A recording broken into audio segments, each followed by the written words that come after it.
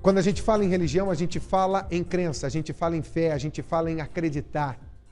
Acima de tudo, a gente fala em acreditar no ser humano, dizer que o ser humano é bom.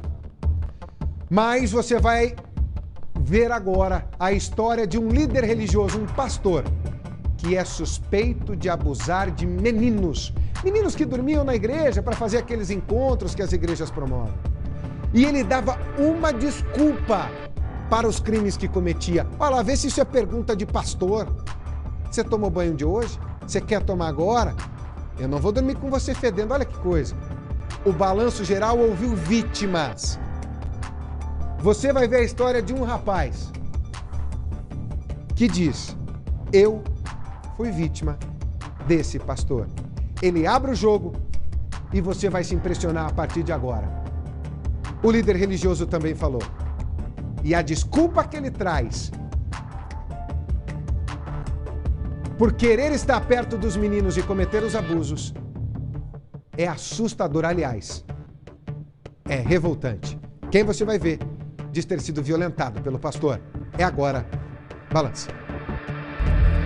Esse pastor é investigado pela polícia pela suspeita de abusar sexualmente de menores de idade, meninos.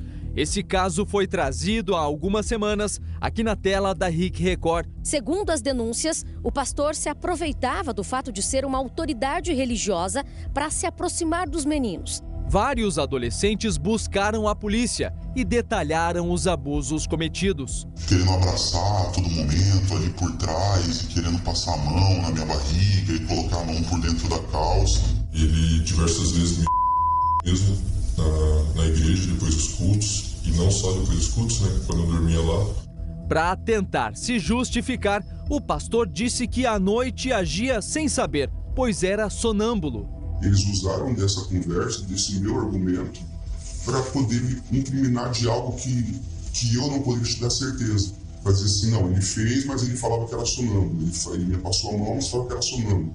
Então nunca fui indagado por eles, mediante a isso. Os abusos teriam acontecido em situações onde os adolescentes dormiam com o pastor em supostas atividades da igreja. Nesses prints de conversas em redes sociais, é possível perceber muita intimidade. Aliás, o pastor sempre se preocupava com o banho dos adolescentes. Nessa conversa, ele pergunta se o menino já havia tomado banho. Pergunta também se ele queria tomar naquele momento. E avisa: eu não vou dormir com você fedendo. A Polícia Civil apura casos que teriam sido registrados entre os anos de 2012 e 2018. No entanto, o relato de outra vítima aponta que os abusos aconteciam muito antes disso. Ele tem essa forma de aproximação do carisma, ele abraça, ele acolhe, mas infelizmente ele aproveita dessa situação para ter esse ato sexual com as pessoas. Esse homem, hoje com 39 anos, mora em São Paulo. Em 2002, morou em Curitiba. Com 15 anos, conheceu a igreja e o pastor, uma autoridade religiosa que passou a admirar. Ele era a referência ali dos jovens, todo ele tinha ali como referência tanto espiritual e também como pessoa. Em uma das noites em que dormia com o pastor, houve o primeiro abuso. Eu acordei com alguém me manipulando, alguém manipulando ali o meu né? Então, alguém me apalpando, e teve uma situação depois que não tinha outra escapatória, ele acabou dormindo no mesmo colchão que o meu, e eu acordei naquela noite ele fazendo sexo oral em mim. Lembrando que eu tinha 15 anos, eu ainda era virgem, não tinha nenhuma relação sexual, nunca tinha tido relação sexual. José decidiu mostrar o rosto, pois descobriu que outros adolescentes foram abusados e acredita que com a denúncia, o número de vítimas pode ser ainda maior. E eu falei, cara, tá na hora de eu mostrar o rosto, ser o rosto desses meninos, porque eu já tenho 39 anos, sou um homem, não tenho por que esconder, eu fui vítima disso, e se a gente conseguir chegar, fazer com que todos que passaram por essa situação conseguirem dar o seu depoimento, cara, isso vai se tornar algo muito grande. Para ele, o pastor é um predador sexual. Repetiu o comportamento por dezenas de vezes, com várias vítimas. É uma perturbação na mente, você não sabe se aquilo é permitido ou se não é, se aquilo é normal ou se não é. Então, para uma pessoa de 15 anos, na época acontecia comigo, é muito diferente se isso acontecesse hoje com 39 anos. Não é algo que eu me orgulho, pelo contrário, é algo que isso marcou a minha vida. Mas eu aceitei estar aqui porque isso aconteceu em 2002. E há relatos de que eu tenho ciência com outra pessoa pelas meados de 2000. Mas a responsabilidade sobre o que ele faz com as pessoas, com outros meninos, no ato sexual, isso ele precisa pagar.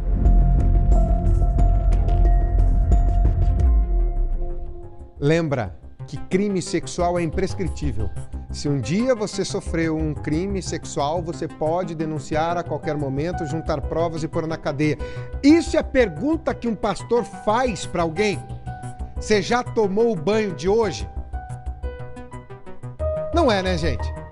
Isso predispõe uma intimidade. Um pai perguntar para um filho, uma mãe perguntar para um filho: você já tomou banho hoje, ô fedidão? É uma coisa, ô fedidona. Agora, alguém de fora do íntimo da família, não. Aí indicou mais coisa e ele diz que ele é sonâmbulo. Por isso teria feito as coisas que fez. Ah, nessa hora ninguém lembra, né? Até o sonambulismo aparece. Durma-se com um barulho de carroças desse na nossa cabeça. Que a justiça decida e elas sabem decidir. E que se for culpado, que pague. Principalmente porque abusou da boa-fé e da crença das pessoas. Isso torna ainda muito mais grave. Aliás, de uma posição de hierarquia. Porque um líder religioso tem uma posição de hierarquia de influência sobre os outros. Torna ainda muito pior.